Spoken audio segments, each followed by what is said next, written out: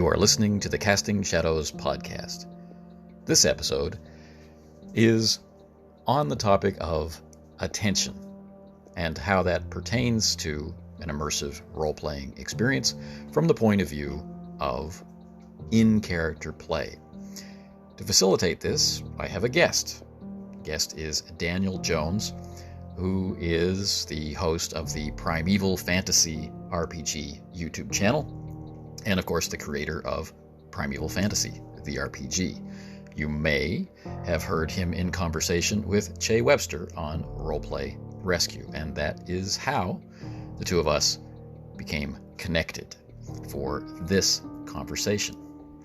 Now, our conversation is slightly longer than 1 hour, but before getting to the conversation, I would like to play a call from a new caller. This is Mirke the Meek calling in, and I think there are 2 points that are raised here which are relevant.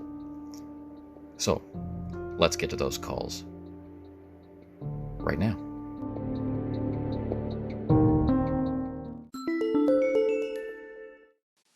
Hello, Runeslinger. This is Michael.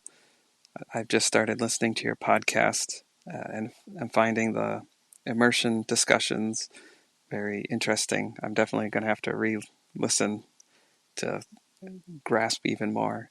But I resonated with your comments and Spencer's on aphantasia and the scale of being able to imagine things vividly. My mind's eye tends to be in black and white and fairly fuzzy. I can imagine the outlines of characters, but to get facial details and everything is I have to really stop and think and imagine. So that's me. I can certainly enjoy the game, though. I don't know if I can immerse and feel like I'm in a scene necessarily, but I could still have a lot of fun and still enjoy the characters and enjoy the world and whatnot. So yeah, that's I guess my situation. But yeah, thanks for doing this. Thanks for bringing up the subject and really analyzing things. It's really cool. So take care. I'm also currently enjoying the interview you're having with Che about mentorship. That's very fun and inspiring. I guess one way I was already doing it before the podcast, but it certainly makes me connect the two. Before I was playing Mouse Ritter with my girls as the traditional game master, behind the screen. You don't look behind the curtain, and had my own scenarios, or I had pre-written scenarios, and I was running them through that. Recently, I've just got rid of the screen, metaphorically speaking, and we're all playing together. We're rolling for everything, the settlements, for the terrain that we're traveling through, the scenarios that we're going to run, basically all of it. And I'm a character too, so we're all interacting with the rules equally and understanding how to roll random tables and how to adjudicate certain situations. And yeah, they're having a lot of fun. I can tell with a 10-year-old, she might be pretty interested in actually running fairly soon. So that's cool. Thank you for the calls, Michael. I really appreciate you taking the time and sharing such interesting details. I find it really bizarre that earlier this week, before doing the conversation that I'm about to share with everybody in this episode, I had a conversation about imagination that revealed that the person I was speaking with imagines primarily in black and white, although sometimes there are points of accent, very much like Schindler's List, if you've seen that. I thought that was fascinating. And now your call comes in and describes a similar method of imagination. I find it really interesting how we have, in a sense, we've got one word, imagination, and it's tied specifically to imagery. And the more people I talk to, the more I realize how much variation there is and that we don't imagine the same way. So I really appreciate your call for that point alone. But then you continued. And I'm really, really pleased to hear how you are playing with and guiding your kids in gaming. I think that's incredible. That's stellar. That's fantastic. I'm really excited. I'm losing the power of speech because I'm so pleased by this story. Not only are you playing games with them and being a part of their imaginative lives, but you are also showing them how to guide their friends in picking up the hobby as well. Right? And the fact that your 10-year-old is getting ready to run games, perfect. Absolutely perfect. But what all of this ties together about this particular episode is that Daniel and I both have a strong preference for in-character play, and that can lead to language which is very specific. And in moments of connection and moments of excitement, can lead to a narrowing of viewpoint where we will talk about things being the best or better, or things should not be done, and this sort of stuff. But all of this should be taken in the context of achieving a highly imaginative position, right?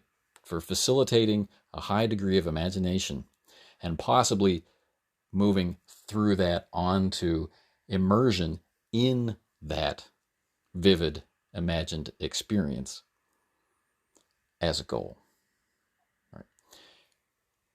It's not saying that people who imagine differently, or people who immerse in different things, or people who engage rather than immerse, to use my homegrown terminology, are doing something wrong, are doing something lesser, are somehow failing themselves or failing the hobby. Right? So there are moments of hyperbole in the hour ahead. They are not meant to disparage others. They are meant to praise the thing that we take particular pride and pleasure in, if that makes sense. So, without further ado, thank you again, Michael, for the calls. Let's get into my discussion with Daniel Jones of Primaeval Fantasy RPG on imagination in role-playing games.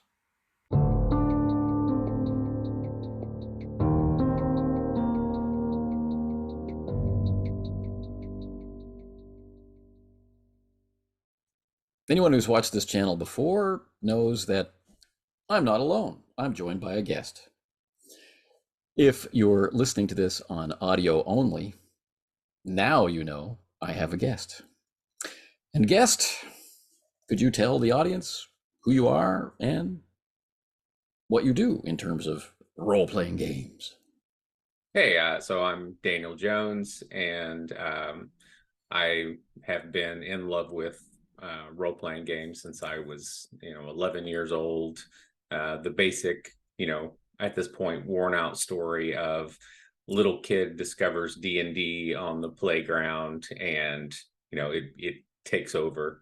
It's one of those things off and on. So I fell in love with basic when I was a kid, and played off and on through the years, and then like so many of us, decided that I could create my own thing, quote unquote, which of course starts off with home brewing. And then so by the time I'm probably 18, 19, I decide to quote unquote make my own, but I have no idea what I'm doing. So years of floundering, trying to make my own, making huge mistakes, And then,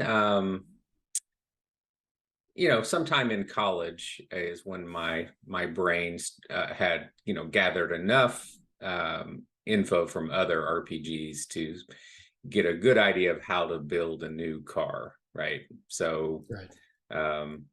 so then I through the years had multiple iterations, and now have my own role-playing system that I've been using for over a dozen years in its current iteration. And it's now called Primaeval Fantasy. And the goal of it is twofold. On the subgenre end, it's to have a genre of fantasy which is deeply, primeval, primordial, and escaping the modern world, escaping all of the trappings of D&D, which I consider to be modernic fantasy, which is my own nemesis. And the other side of it is with the system itself, which is methodology and mechanics to help the player's imagination to escape all of the meta and just to focus on being that character in that other world. And so, that's where I am, and that's what I want. Right on. And that's kind of the impetus or the nexus that brings the two of us together to talk today. It's been a little bit of a struggle for us to get together, but let's get into it. Like you, my default experience that I desire is that in-character experience. Even as a game master, I'm hoping that there will be periods of play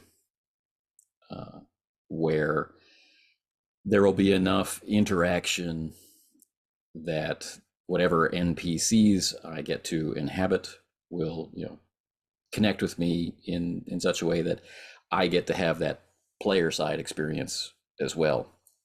So, not running crowds of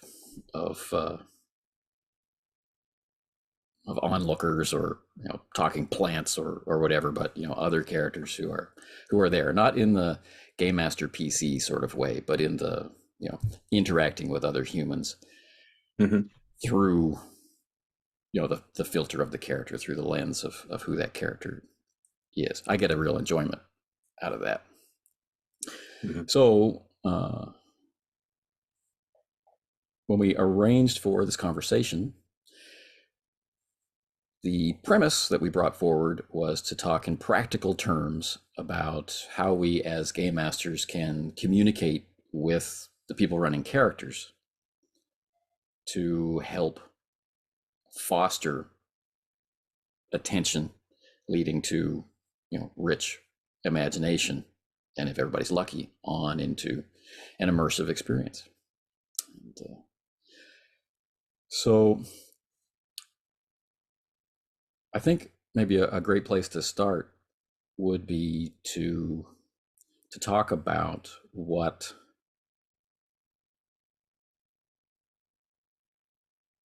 is your experience of vibrantly imagining a situation of play.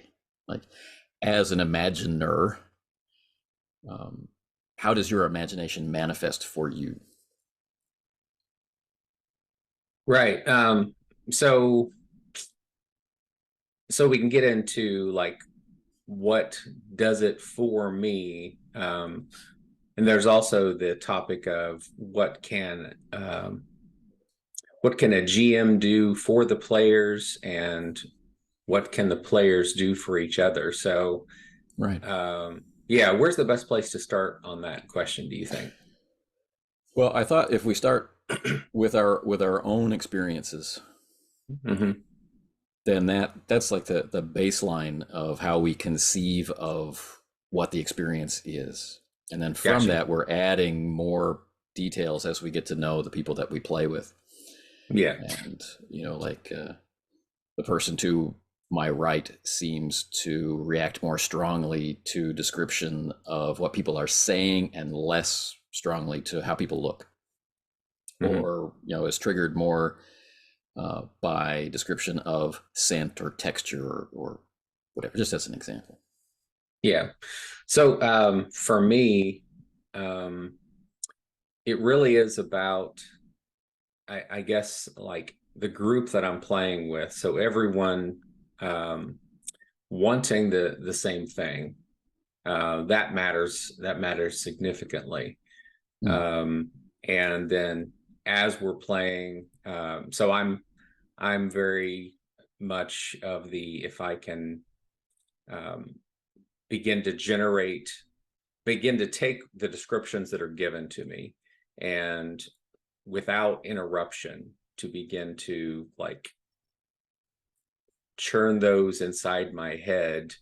And the without interruption part is really important. So, in every game, wherever you are on the different spectrums, you're going to have, some descriptions of dungeons or settings or monsters or whatever. But what damages my ability to really delve into that is for someone to give that kind of description and then to suddenly start, making jokes, or to suddenly, break out of the stream that's, Sure. being poured down the mountain. So it's a continuity, and it's about the group trying to generate, that experience without breaking it, without interrupting it. So, and this is true of all of us, as we, there's been decades of good research on attention, and on the damage that gets caused to imagination by toggling between, here's the description being given and then something else, your phone going off, or someone else walking into your role-playing room, or whatever. Right. So yeah, the continuity really matters to me. And so I love novels. I've been in love with fantasy novels since I was 7 years old. And so once I start delving into a novel, I can really start swimming in it, and I get lost in it. With role-playing games, I can have that as well, as long as, everyone in that group is on the same page of wanting that.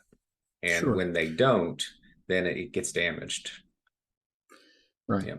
So let's take a look at that, because the language that I'm hearing from you is driving toward the immersive experience, right? Getting lost, swim in it, and these types of things are strong signals that we're moving from attention, through imagination and on into an immersive experience, whatever that might be.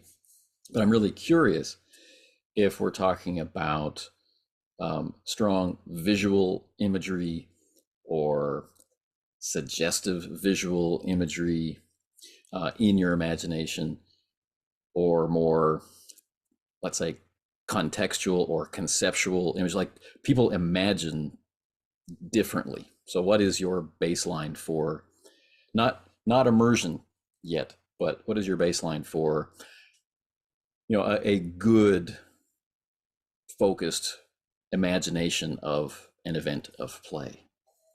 Yeah, I'd say it starts with a visual, but it seems to alternate within. So I can visualize,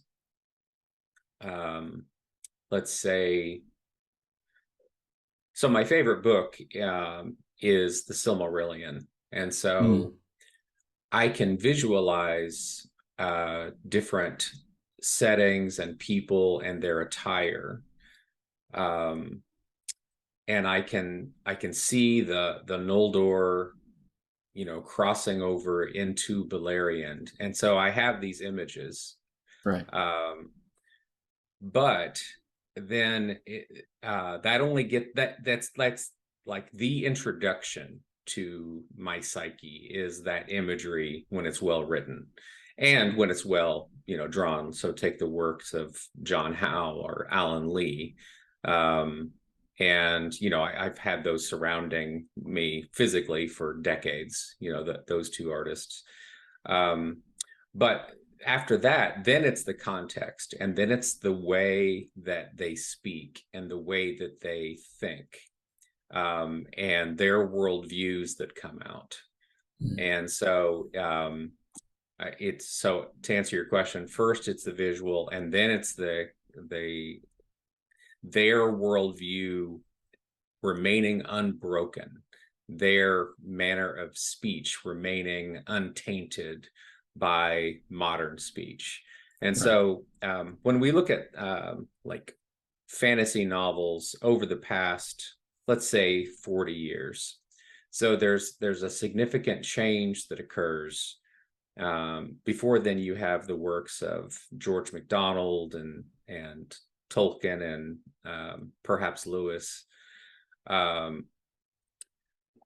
and they really do seem to be striving to this world which is way back there, way lost. And then around 40 or 30 years ago, different fantasy authors, probably because of the advent of D&D or role-playing games, they begin this what I call modernic fantasy subgenre. And if you like it, that's fine. I simply hate it. Where everyone is essentially, on the extreme, they are just LARPers. And so they're wearing, the attire of, one or, 4,000 years ago.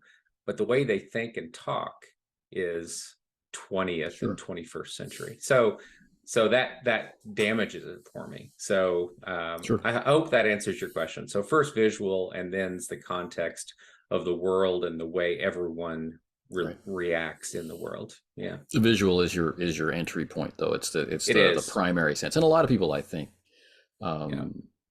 feel the same way. And I haven't met anybody yet whose primary answer to this question was texture, or their sense of touch from a role-playing game experience. But I have met people who, like when reading Tolkien, for example, or digging into Arthur, their first experience of a vivid, and I'll use the word imagination because that's pretty much what we have, was a vivid sense of the seasons, of the temperature, of the coolness or the warmth of the land, rather than imagining the green and pleasant land or the war-torn countryside. They weren't really seeing it, but what they were imagining what it would feel like to be crossing that field of battle, right? Through their sense of heat and cold, and the sensation of light on your closed eyelids and things like this. So I found that to be a very fascinating entryway into that strong imagination that through attention and being allowed to let it blossom on into immersion. But this brings me to my second question, which I think of in my head as bidden or unbidden. This sense, right? This imagination, this strong sense of imagination.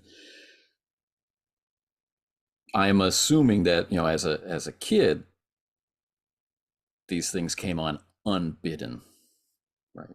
You're aware after the experience was over that it had happened, or maybe during the experience, you're like, wow, this is awesome, but maybe not sitting down as a 7-year-old or as an 11-year-old and saying, and now I shall immerse myself. Oh, yeah. Yeah. What a great way to prevent it from happening. Yeah. I will now not do the thing. Right. That's like, going to the store and saying, "Well, I'm going to fall in love today." No, Yes. you're guaranteed not now. Yeah. Is it Whatever you? else Is was it going to you? Is it happen. you? Yeah. Right. Yeah. Now it's not going to happen. Yeah. Awesome. But now, having had the experience, being aware of the experience, having developed a strong preference for the experience, and having spent time considering what works for and works against you and your players, being able to achieve that experience, bidden or unbidden. Yeah. So that's interesting because what I came to realize is that um, saying it's totally unbidden would be misleading because we realize that the way that we play, the things that we do, the system we use, all these elements really do matter. And so there is an intentionality going on. We are specifically doing X, Y, and Z, and specifically avoiding A, B, C, D, E, F, G, right? Sure. So there is there's a method to the madness when it comes to role-playing games or any art, any novel you read, the author, if we're talking about a good author, then they actually are very intentional about what they're doing. The better the author, the more intentional, the more they've tweaked their craft to get the specific thing. So as far as what experiences happen during role-playing sessions, there's some randomness to it, of course, right? You can't just flip a switch. There's not a formula where all of a sudden you're guaranteed to have this deep experience. It's going to ebb and flow, right? It has to. Our psyches aren't that rigid. But there is intentionality. There is we're doing it for and with these specific intentions and tools. Yeah. There was a point a couple of years ago now.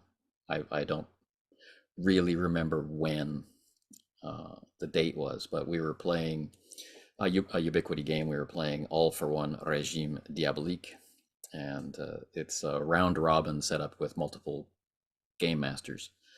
And so I was in the part of the cycle where I was getting to play. Right, a number of play experiences were in my future, but I had just finished game mastering, and our gift to the game master was that they got to have a solo session. Right, so you finish your run of sessions, and then you have a solo session, and then you go on from that into the rest of the cycle. So I was pretty excited getting to play this game that I love, but it's on Google Hangouts, which was never the best experience in terms of like audio quality. And you remember, maybe, I don't know if you remember, but how it would switch view from the person who was speaking, and No, sometimes flicker. I actually missed Google Hangouts. It happened while I was not paying any attention to Oh, the internet. And so, yeah, I heard good things, but yeah. it was, and don't get me wrong, it was awesome to be able to play. But one of its features was that the person who was speaking was the person who was being shown. But it would also change camera view if there were noises or other unintentional things, and so it could shift its view. So it was very distracting. Cameras were smaller, so it was pretty much just people's faces, no body language. Yeah. All mono, so all the audio is compressed down together. So if two people were speaking at the same time, it's really difficult to hear what was being said. So it was a kind of draining emotionally. You're paying attention not just to what's being said, but you're actually paying attention just to hear what's being said. Right. So not to look a gift horse in the mouth, but a highly or vividly imagined session or immersion did not seem to be in the cards. It was like, well, I'm just going to put that, and reserve that experience for my face-to-face groups. and just enjoy being able to connect with these people. Yeah. Except there I was, leaning in very close to my computer, trying to hear, trying to reduce the echoes, trying to ignore the annoying parts of the screen, and found myself standing, visually in the streets of Paris. I could hear the sounds almost, right? And smell what was being described, and see the people that were communicating with me, in my imagination. Never would have expected it to happen. And what was even more surprising was that there was a lot of rapid switching back and forth between in-character play and out-of-character play. And I was still able to get back into the imagination. And if that stretch was long enough of imagining, then there was that immersive sense of not really being aware of time passing. Right. And then, a die roll would come along, and then we're back to more mundane play. So not seeing with my eyes, but, in my mind's eye, having vivid visual imagination of the scene. Complete surprise, total gift. Bidden or unbidden, I've done a lot of work to be able to focus my attention. I've done a lot of work to set up procedures that I think help people focus on the character layer of play. None of those things were going on at the time, and I think it was really interesting. Yeah. My desire to attend to the events pushed me over that hurdle, and reminded me of what it was like to play as a kid when I knew nothing about ways to play. And it was it's been a benchmark experience for me. And I think what causes me to ask this, is it's, even though you have tried to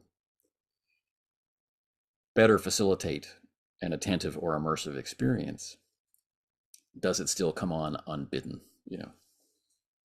Yeah, I'd say that the heights of it, there is some level of randomness that's involved. So yeah, sure. And then of course, it's going to alternate, and it could also, could be affected by so many things that are unchartable and certainly uncontrollable, like the mood of player number 3, who isn't, even if she's not disrupting anything. Let's say that she's not doing anything that you could point to, right? Right. Her mood could be affecting everyone at some little level that is like pulling us out and we don't even know it, or some whatever. And there's so many things that we being can't. more audience than participant. Oh yeah, is one thing. Yeah, that would be a 3-striker right there. For us. Yeah. But yeah, so yeah, you're right. There is some level of randomness, but we should still do all we can. Oh, definitely. To make the right setting to encourage it. Yeah. So, in practical terms, these days, we have been playing Call of Cthulhu, and the reason for doing that was just the first player in the campaign said, I've never played Call of Cthulhu. Do you mind running it? And that snowballed into, well, let's run it let's run it for us. Let's run it the way that we enjoy to play, right? And even though it's going to be recorded, let's see what happens. And so there are sessions where we play with just one player, and there's sessions where we play with 2 players, and sessions where we play with 3 players, and to help ourselves, I guess, explore through online play the effect of playing in this way, compared to playing around the table. And the selection of system, which you mentioned earlier, is one of those things, right? We could be playing with a system that demands a lot of us, and so therefore we're limiting ourselves to less time that is uninterrupted.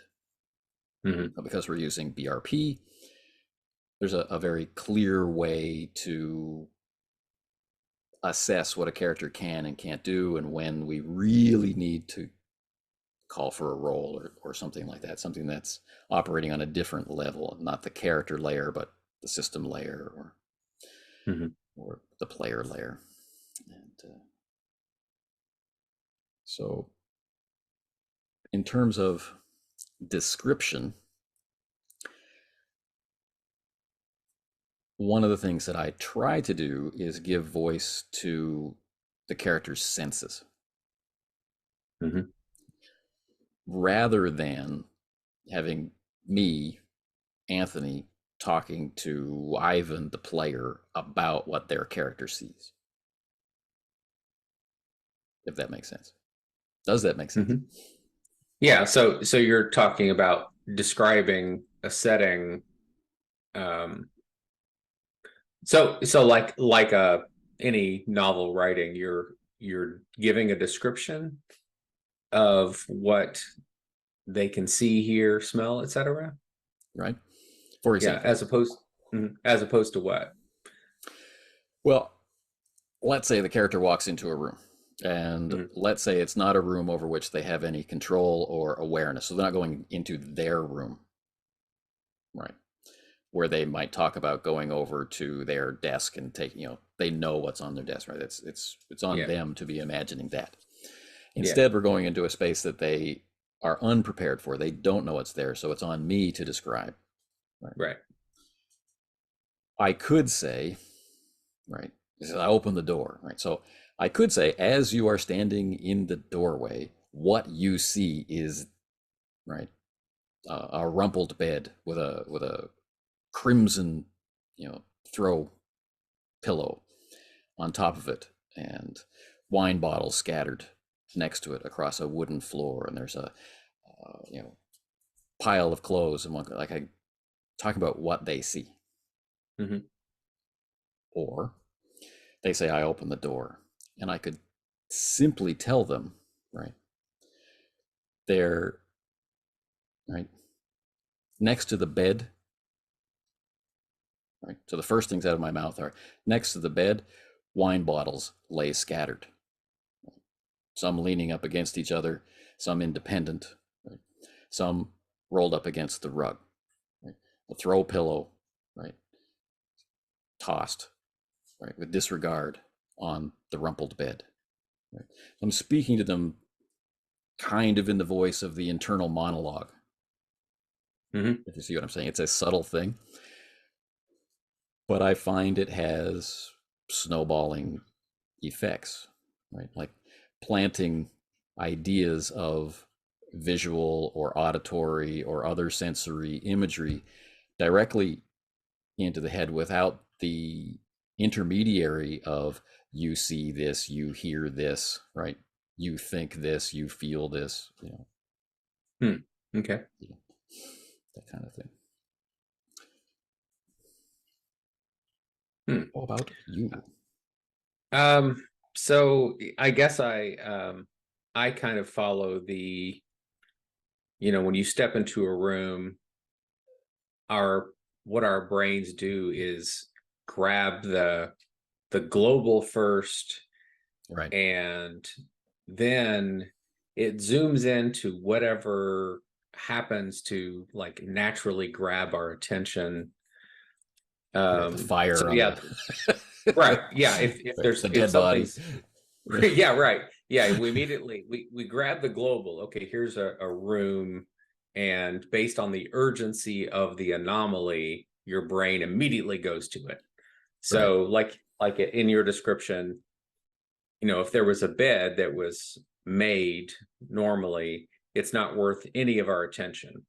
Right. But if it's like, if there's a bunch of junk piled on it, the brain doesn't expect that. And so we would immediately like grab to it. We'd attenuate to the to the unusual. That's how we survived, through evolution, right? So yeah, I guess that's what I do, is I immediately zoom into what I presume their brains would zoom in on. Right. Yeah. And then when this is related to character, then I find that I function better if I have an awareness of what their characters can do in the game that we're playing, so that I can prevent the, well, can I use skill X? Or what about my ability to do X, Y, or Z? Right? Or, well, can I track it? Or can I follow the that kind of thing? I like to head that off at the pass. Unless we're really excited, and then it's just fun to play anyway. We get really excited and things get interrupted. But in a calm and controlled environment, I like to let them know the answers to all of those character sheet questions in bite-sized pieces that they can interject action into at any point without like directly interrupting me, right? And like I don't care about the rest of the description, So you see the throw pillow, you see the wine bottles, and sticking out underneath the wine bottles is a quivering hand. Oh, I rushed to the hand.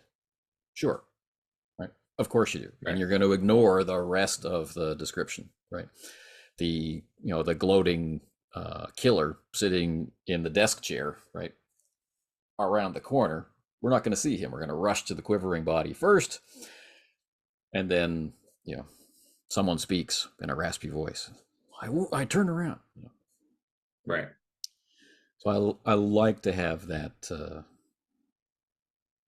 that interplay going on when possible, and it's not always possible. You're not always on, and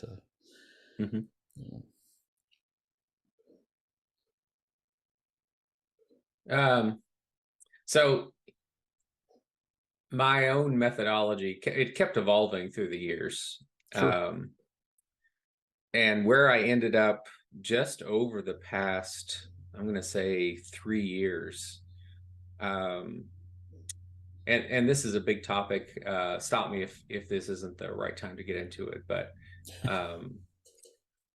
But so many years ago, and I mean when I'm in college, the way that we played, and we started pushing the envelope on this even back then. So I think World War II was over at that point. I kind of lose the years, as anyway. So what we realized is that the more that the player is bound up with the character's perceptions, that the stronger that connection is going to be. And so if your character's walking through the woods and your character is not a woodsman at all, let's say you're a pampered city dandy, okay, right, and those tracks that are there, which are obvious to a woodsman, are invisible to you, and so I don't mention them to you. There's no discussion of any of that, and so it keeps you bound up. And so over the past, just like I said, 3 years or so, I've gone with the total rules opacity version. So if you recall a conversation, I don't know if you ever heard, between Che and I about Ison's Vow back in 1974, 1975, the gamer Sandy Ison, who came to the realization that the rules are in the way, that the players looking at rules and being conscious of rules is breaking that continuity. And so where I've gone now is that the players see no rules. They have no sheets with metadata on them. I've gone all the way. And before that, I would have never thought that I was going to be willing to do that. But that's where I've gone, because I really wanted to find out how far can I push this thing, and what are the effects. And what are the effects? But I can only say that you've got to try to find out, and it works. Right. Yeah. Yeah, I mean, a lot of these experiments don't get off the ground. Yeah. Because someone in the group doesn't want to try it for whatever reason. But when you can experiment with a methodology, whatever it is, and explore a preference, because that's what these are, explore a preference, you can discover how to match your methods to your default preferences or biases in order to achieve some better version of the goal you think you want. Like when you start getting close to it, you get a better sense of what it's going to be. So you're going to be able to encounter people who will never get close to an immersive experience when denied access to the game that they're playing or the character that they're playing in some kind of quantifiable way, or they will not be able to connect with their character in any meaningful way unless they can have that inspirational improv experience of looking at the traits and going, now I know who this is. So there's a lot of different preferences that we can explore a methodology for. So for that other world experience, as you put it, I think this is a very effective methodology for people who are open to it. Mm-hmm. One controversial thing that I've had come up over the years is attempting to take on not telling the player how their character feels, but serving as subconscious or semi-conscious realizations. Like we could openly stop the game and ask for some kind of role pursuant to how it works to figure out the emotional state of a non-player character. It's a pretty typical thing. Like, are they lying? Are they flustered? Are they nervous? Are they hiding something? Whatever. Right. Yeah. So, the way that you're running things, this is not going to happen and interrupt the player. I'm doing things a bit differently, where I'm trying to reduce the number of times I interrupt the player. Mm-hmm. So there'll be a point where I assess that the character is fully able, without a roll, to be able to answer this question. And I don't really want the play experience to be interrupted by the player asking the question, can I tell if the person feels emotion X? Mm-hmm. And so I will supply this information in advance about a realization that they have. Right? Mm-hmm. It could be about anything. It doesn't have to be about other characters. It can be about the tracks that are discovered in the wood, or the amount of blood spatter at a hunting, the site of the kill from a hunt. Does this seem like a particularly skilled hunter or an amateur hunter based on the mess that they made and things like that? Which some players have kind of pushed back against, because they want to be able to ask questions, and they want questions to snowball into other questions to help build their understanding of the environment that they're in.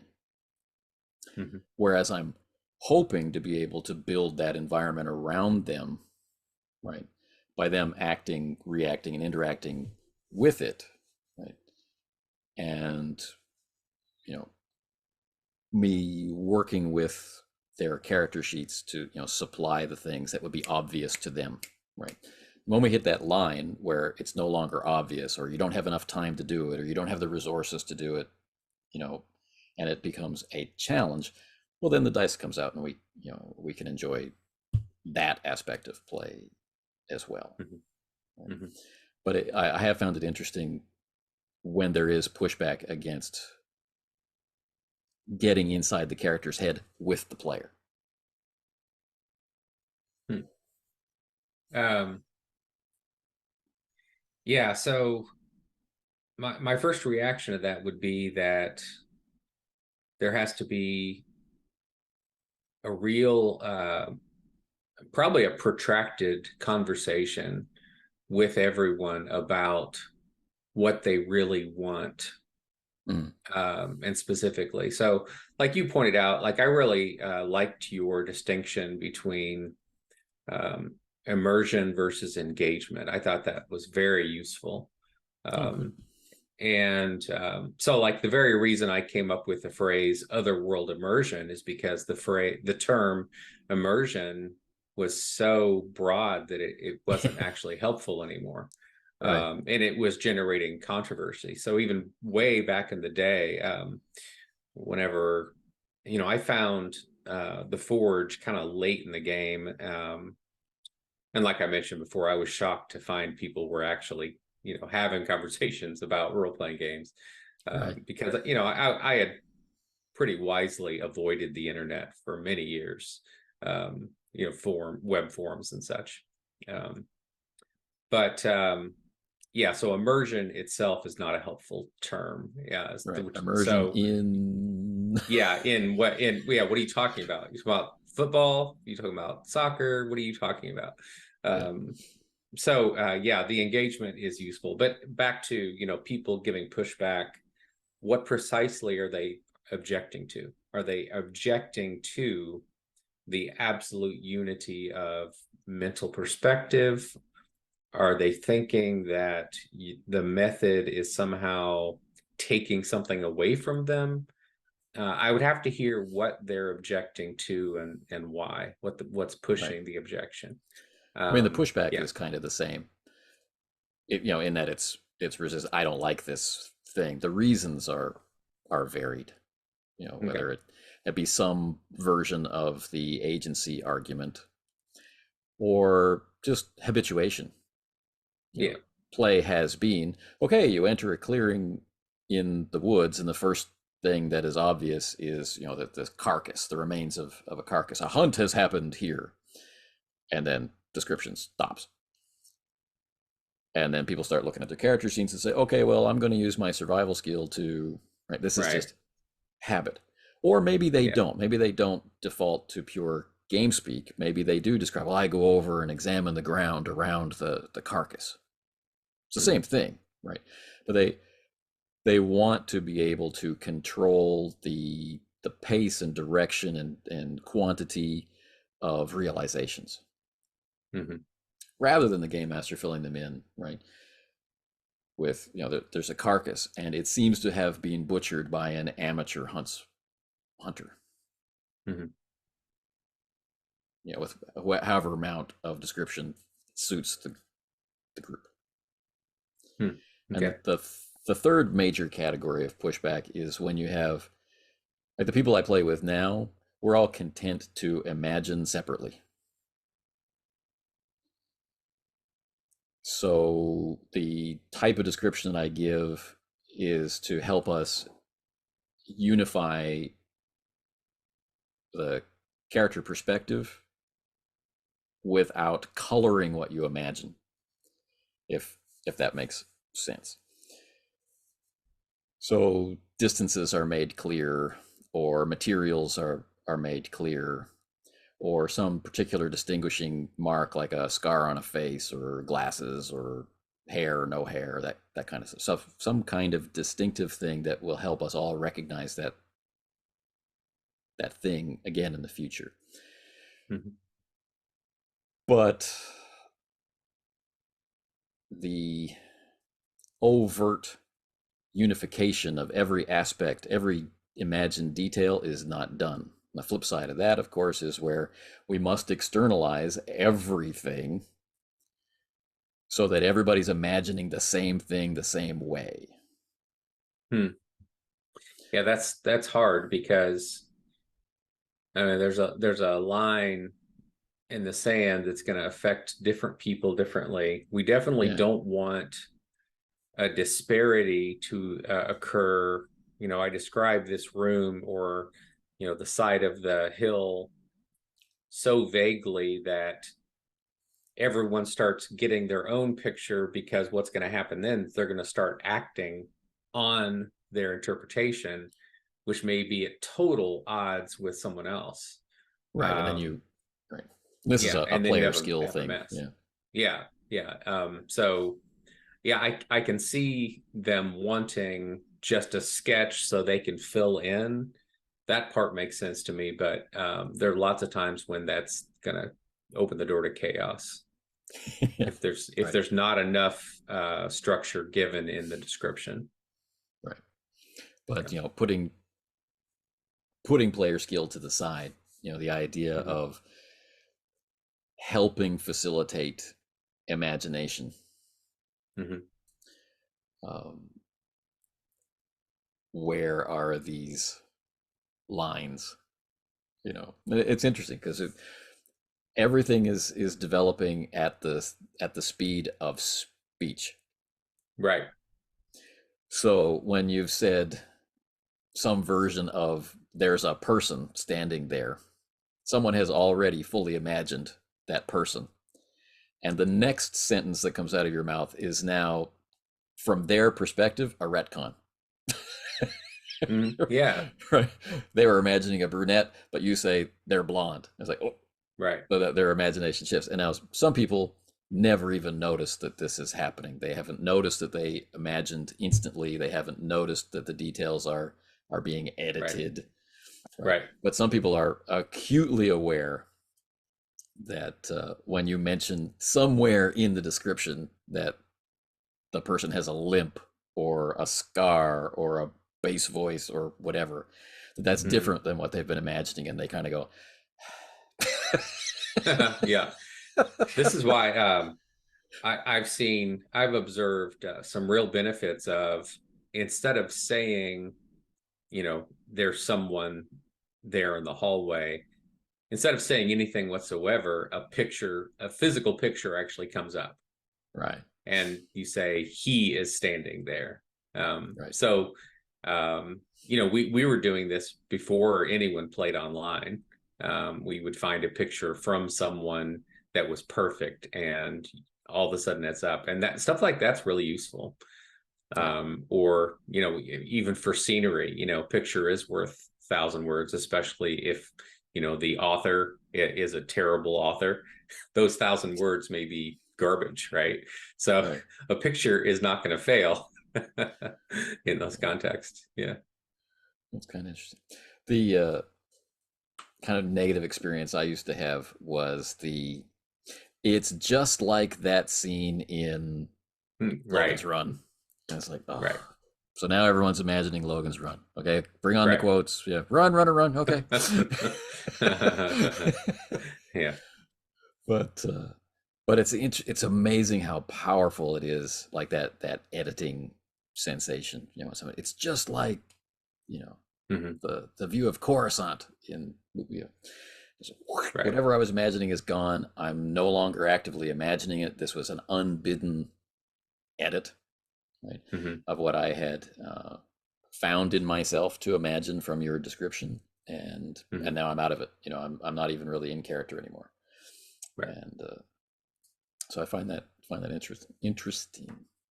The perfect picture is a great experience, and he's just like this guy, except drives me bananas.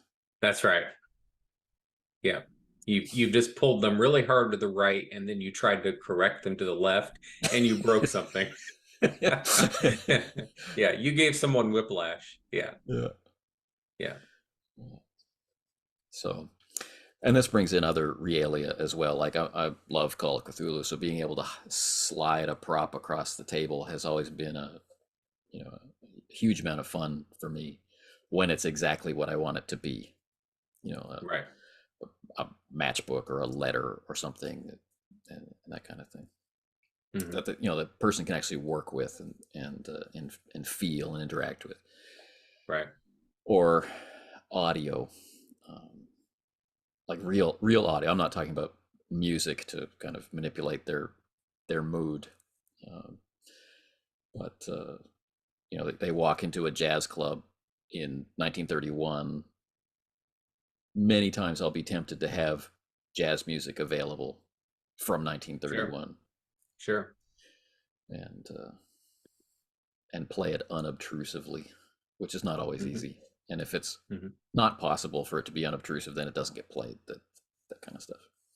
Yeah. So I tend to default not to using props to keep everything verbal, but with the right people in the right environment with the right equipment, I really enjoy. I really enjoy being able to do it. Oh yeah. Yeah, in person, there's so many things that, I mean, there's so many advantages, I think. I mean, of course, being online, we can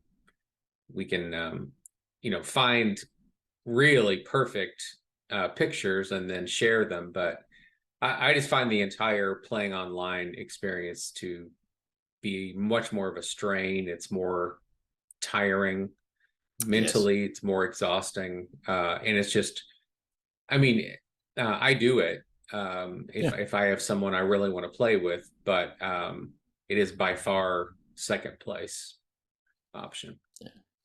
You can almost feel the glass. Yeah, yeah, you really can. All right. So let's take a step back and see where we are and where we'd like to finish.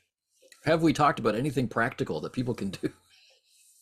Uh, this has been like a good intro to imagination stuff. I don't know if there's anything practical we covered or not. I mean, there's so many different conversations we can have on this.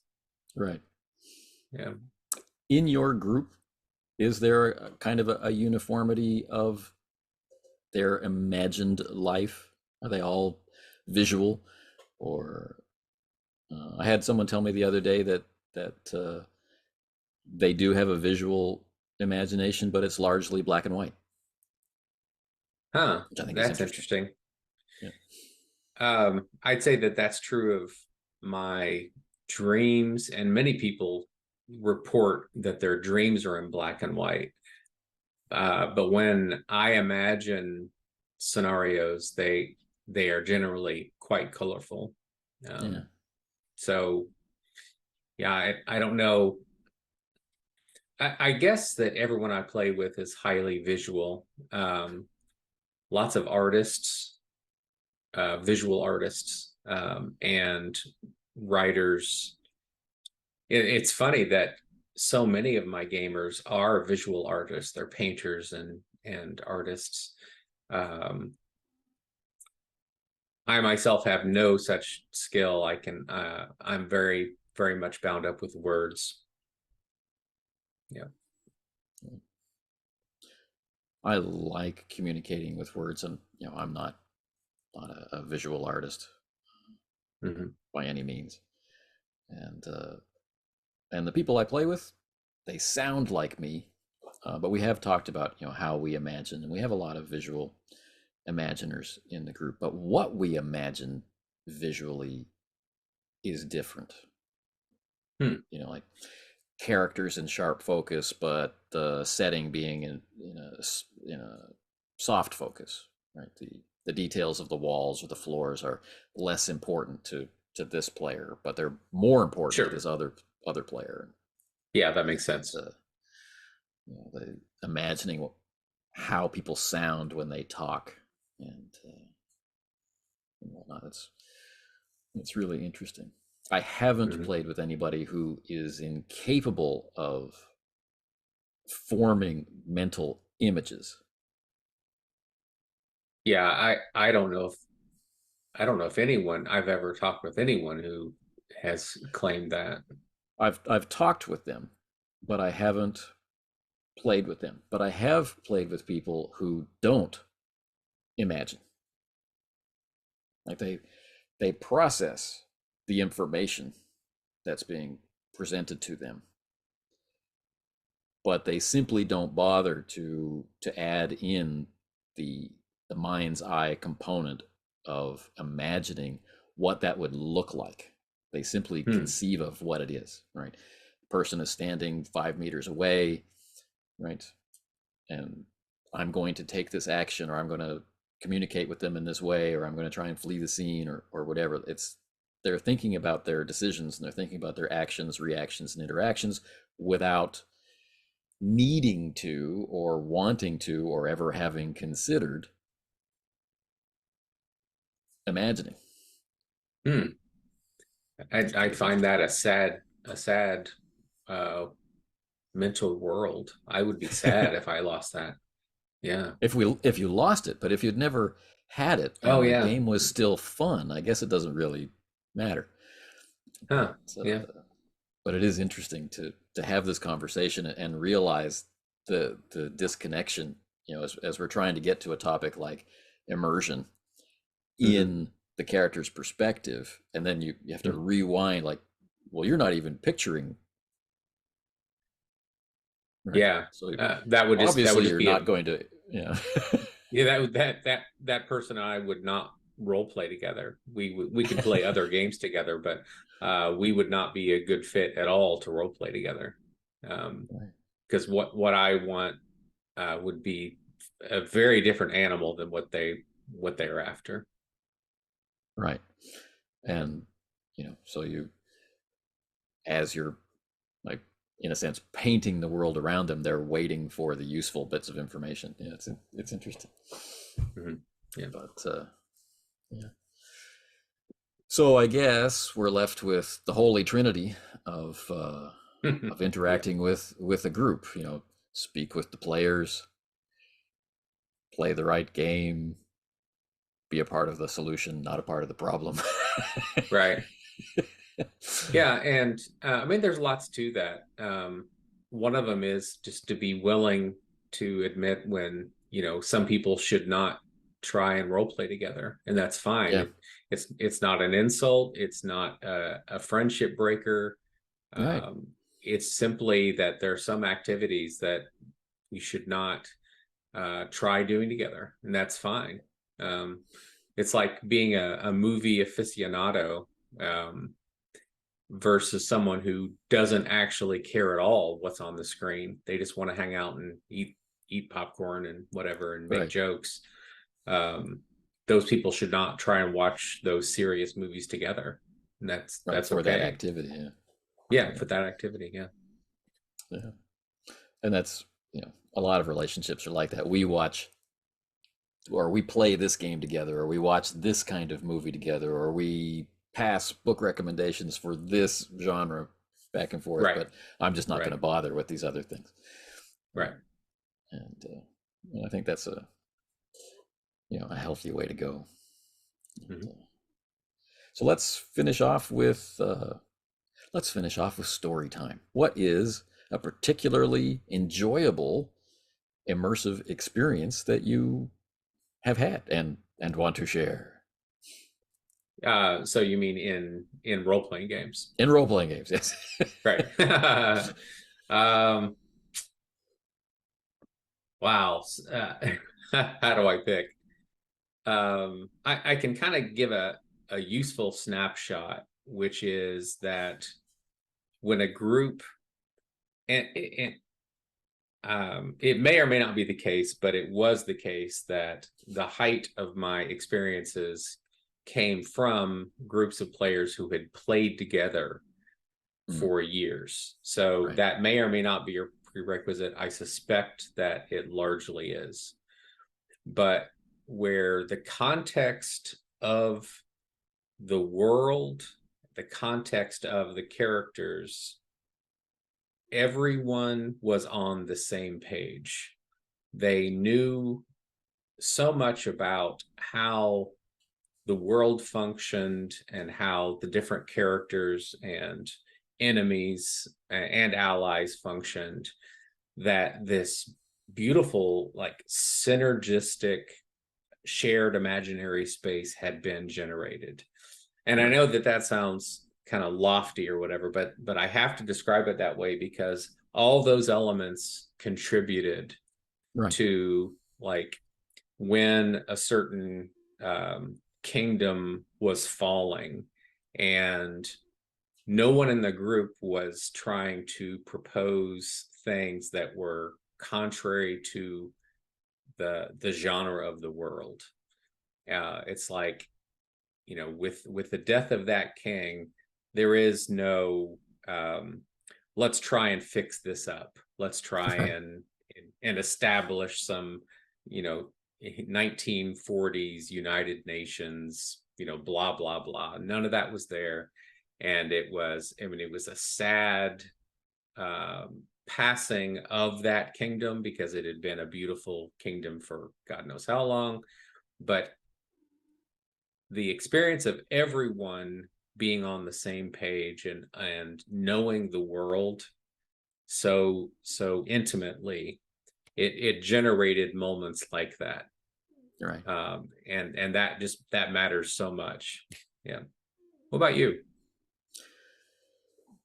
Again, it's hard to choose. Earlier, I mentioned playing All for One Regime Diabolique, so we won't go there. Uh, but when you're talking about this fall of a kingdom, I strongly remember a moment we were playing Dark Ages Vampires just before I moved to Korea. It's one of the last games I played with my old group. We'd been together for almost 10 years, Wow. Yeah. doing World of Darkness stuff. Mm-hmm. And situations occurred in play that meant the city in this period of 1198 was no longer safe for the characters, and I was going to be moving to Korea, and I think this is a part of it, but we were saying goodbye to the city. I was saying goodbye to my hometown. I was saying goodbye to the group. Oh, that's And hard. yeah, all the characters came up, and we had our kind of goodbye scenes, right? I'll meet you in in Madrid in in however many weeks, kind of thing. And then I'm left as the last character standing in this place. And the character I was playing only ever whispered. Hmm. And in that moment, not for that whole session because there's too many personal things going on, but for those last few minutes of imagining standing on the parapets looking over this city, I could really see it in the moonlight in my mind's eye. And then the last lines of the campaign were me whispering to the room. It was all silent, burn it down. Right? Hmm. And seeing the henchmen going forth, with their lit torches in my mind's eye to burn that place down. And we knew every nook and cranny. We played there so long. We had detailed maps of every building. Right. It was a part of us. This place, all the havens, all the secret havens, and that was quite an immersive, Oh yeah, that's powerful stuff. experience. Yeah. Yeah. All right. Well, thanks for coming on to chat with me. Yeah, absolutely. And I'll put links to your YouTube and whatever else in the description box. And this will appear on the podcast. And well, you're watching it on YouTube. and hopefully this will lead to more practical conversations in the future about topics like this and other Oh yeah. role-playing things. Yeah, we should totally do that. Awesome. Okay. Well, for everyone who's watching, this is the end. Take care. Take care.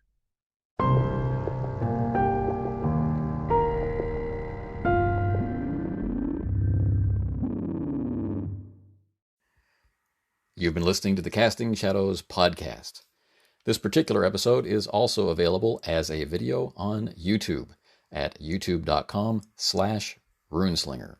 Or if it's easier for you to find, go to YouTube and in the search box, enter @runeslinger, and this will be one of the videos that pops up. If you're motivated by this episode or others to try to interact with the podcast or on YouTube, you can do so in two simple ways. One, leave a comment on the video on YouTube. I'll get back to you. Or, if you're more adventurous and cool, go to speakpipe.com/Casting Shadows podcast and leave a voice message there, and we can interact that way. Anyway, thank you for your time. Thank you for your patience and interest. And until the next episode, take care.